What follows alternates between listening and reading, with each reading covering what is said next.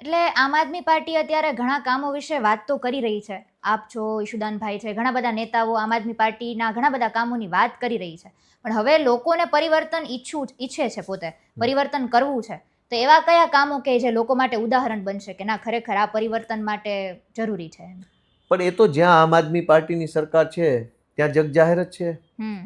શાનદાર શાળા બનાવી, સારામાં સારા દવાખાના બનાવ્યા, સારામાં સારા રોડ બનાવ્યા. અત્યારે પંજાબના રોડની ચર્ચા નેશનલ મીડિયામાં છે. ત્યાર પછી રોજગારીની તકો ઉત્પન્ન કરી, ખેડૂતોને સક્ષમ બનાવવાનું કામ કર્યું, ભ્રષ્ટાચાર નાબૂદ કર્યો અને મોટાભાગની સરકારી તંત્રને ડિજિટાઇઝ કર્યું, ઓનલાઈન પ્લેટફોર્મ પર લઈ આવ્યા, જેથી કરીને ભ્રષ્ટાચાર ઘટે, લાઈનો ઘટે, સરકારી તંત્રનો હસ્તક્ષેપ ઘટે. તો એ તો કર્યું જ છે ને. એ જ મુદ્દા જનતા ઈચ્છે છે અમારી પાસેથી અને એ જ તો કરવાના છે. તો પછી આપણે દિલ્હીમાં જે પરિણામમાં પલટો આવ્યો, એ પલટો શું કામ આવ્યો? વોટ ચોરીના કારણે. અચ્છા, વોટ ચોરી અત્યારે આખા દેશમાં ચાલે જ છે. ભાજપે શું વોટ ચોરી કરી? આ બિહારનું પહેલા તબક્કાનું મતદાન પૂરું થયું પછી સોશિયલ મીડિયામાં તમે જોયું હોય તો દિલ્હી, હરિયાણાના અનેક લોકો બિહારમાં મતદાન કરી આવ્યા. અચ્છા, SIR થયા પછી. એ ખબર છે? તમે જોયું? SIR થયા પછી ભાજપના હરિયાણાના, ઉત્તરાખંડના અને દિલ્હીના અનેક હોદ્દેદારો બિહારની મતદાર યાદીમાં નામ ચડાવી દીધું ને મતય આપી આવ્યા હજારોની સંખ્યામાં. તો મતદાર યાદીમાં ઘાલમેલ કરીને એમણે દિલ્હીની અંદર પરિણામ બદલ્યું છે. અને એ વાત ચૂંટણીની પહેલા અરવિંદ કેજરીવાલે ઉપાડી હતી. મતદાન થયું દિલ્હીની ચૂંટણીનું, એની પહેલા ઇલેક્શન કમિશનની 2 વખત કેજરીવાલ સાહેબે રૂબરૂ મુલાકાત લીધી હતી, એ કહેવા માટે કે મતદાર યાદીમાં ઘાલમેલ થઈ છે. પણ ચૂંટણી પંચ જ આખું ફૂટેલું હોય તો શું કરવાના? કોર્ટ કચેરીમાં તો ન્યાય મળવામાં 20 વર્ષ લાગી જાય, 20 વર્ષમાં 5 ચૂંટણી આવી જાય બીજી. તો દિલ્હીનું પરિણામ છે એ વોટ ચોરીનું પરિણામ છે, જનતાએ આપેલો ચુકાદો નથી. અત્યારે રાહુલ ગાંધીની વાત કરીએ તો બહુ બધા પ્રેઝન્ટેશન આપે છે, વોટ ચોરી હોય, H ફાઇલ્સ હોય અત્યારે, અને હરિયાણાના બધા આંકડાઓ આપ્યા છે એણે. અને હવે એમનું કેવું છે કે જો આ વસ્તુ અટકી નહીં તો બિહારની ચૂંટણીમાં પણ આની અસર વર્તાશે. દેશના ઇતિહાસની અંદર પહેલી વખત આઈ થિંક ઓક્ટોબર-નવેમ્બર 2024માં દેશના ઇતિહાસમાં પહેલી વખત વોટ ચોરીનું કૌભાંડને ખુલ્લું પાડનાર અરવિંદ કેજરીવાલ હતા. એ વખતે રાહુલ ગાંધી અને એની કોંગ્રેસ પાર્ટીએ ભાજપનો ખુલ્લેઆમ સપોર્ટ આપ્યો હતો. બધું જ ઓન પેપર છે, મીડિયામાં બધું જ છે. દેશના ઇતિહાસમાં સૌથી પહેલી વખત ભાજપ પાર્ટી ચોરી કેવી રીતે કરે છે એ ખુલ્લું આમ આદમી પાર્ટીએ પાડ્યું, કેજરીવાલે પાડ્યું. દિલ્હીની ચૂંટણીની પહેલા કીધું કે આ ધંધો હાલે છે. કેજરીવાલજી નવી દિલ્હી વિધાનસભાના ધારાસભ્ય છે. નવી દિલ્હીમાં લગભગ આખા દેશના સાંસદો અને બધા જે હાઈ પ્રોફાઇલ માણસો હોય ને એ જ ત્યાં રહે છે, મોસ્ટ ઓફ. હવે સાંસદો, કેન્દ્રના મંત્રીઓ, આર્મીના ઉચ્ચ અધિકારીઓ, ભારત સરકારના ઉચ્ચ અધિકારીઓ, વિવિધ વિભાગોના સરકારના બધા ટોપ મોસ્ટ માણસોના ઘર જ નવી દિલ્હી વિધાનસભામાં છે. એટલે એ દરેક જે ટોપ મોસ્ટ માણસો હોય એના ઘરમાં ડ્રાઈવરો, ચોકીદારો, સફાઈ કામદારો, બગીચા કામ કરવા વાળા વગેરે વગેરે પરમેનન્ટ સ્ટાફ ત્યાં સરકારે મૂકેલો હોય. કેમ કે એ લોકો મંત્રી, કેન્દ્રનો કેબિનેટ મંત્રી હોય તેના ઘરમાં 15-20 લોકો મૂકેલા હોય સરકારે. તો મતદારો એ મંત્રી વત્તા ઓલા 15-20 લોકો, એના ડ્રાઈવર, એના નોકરિયાતો, આ તે.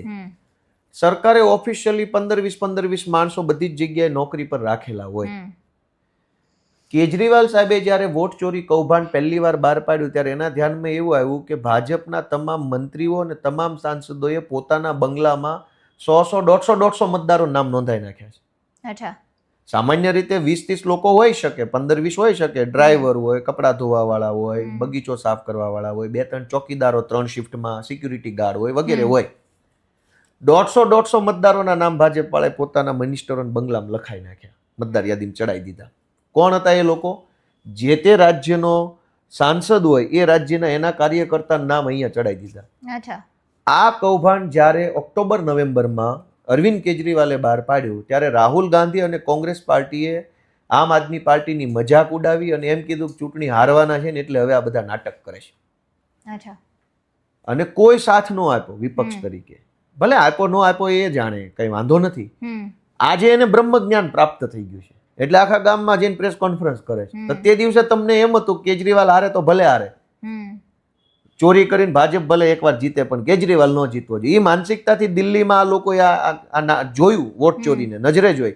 અને આ બધું યુટ્યુબ ઉપર બધાની પ્રેસ કોન્ફરન્સો છે, રાહુલ ગાંધીની, દિલ્હીના કોંગ્રેસના નેતાઓની, કે બધું જ યુટ્યુબ ઉપર આજની તારીખમાં છે, તમે જોઈ લેજો. હવે એને 1.5-2 વર્ષ પછી ખબર પડી કે લે આ તો વોટ ચોરી. ક્યારે? જ્યારે એ પોતે હારવા લાગ્યા ત્યારે.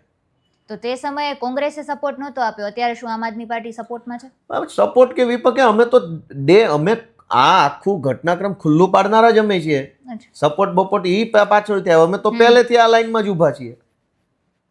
એ લાઈન ચાલુ હંમેશા હુઈ હે, તો અમે આ લાઈનના સપોર્ટમાં છીએ કે નહીં, એ ક્યાં પ્રશ્ન છે? અમે વિરોધમાં જ છીએ વોટ ચોરીના, અને અમે લડીએ છીએ. અમે તો કેટલો પત્ર વ્યવહાર કર્યો.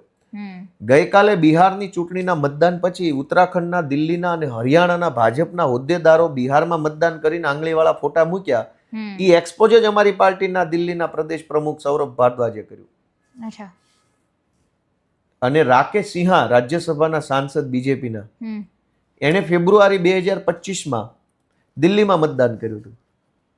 નવેમ્બર 2025માં બિહારમાં મતદાન કર્યું. 1 વર્ષમાં 2 વાર મત આપ્યા એને વિધાનસભાની ચૂંટણીમાં. એ કાલે એક્સપોઝ જ અમારી પાર્ટીએ કર્યું.